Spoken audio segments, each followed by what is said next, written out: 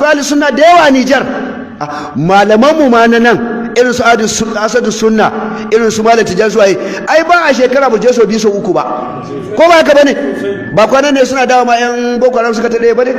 Haka Nijar akwai ahli sunna da yawa, amma yan bid'a suna son su sautu su a rika ji. Ya kamata ahli sunna Nijar ku tashi a rika jin ku. Mun san kuna da yawa kuma kuna da kishin musulunci. Kai wallahi wani ya gaya mun, ni ban taɓa zuwa ba, ya ce wallahi mutanen Nijar suna da ƙoƙarin taimakawa ma malamai ma a ajihunsu, wadda 'yan Najeriya ba su haka ma, su ɗauki sai ba su baka. Ni ban taɓa zuwa baka bani, amma wallahi wani ya ce min wallahi malam in kaga kuɗin da 'yan Nijar suke bai ma 'yan malaman Najeriya suka je can kuɗin ba kaɗan bane, wallahi ya gaya mini. Kyautatawa da abinci da kuɗi da komai, Allah saka musu alheri.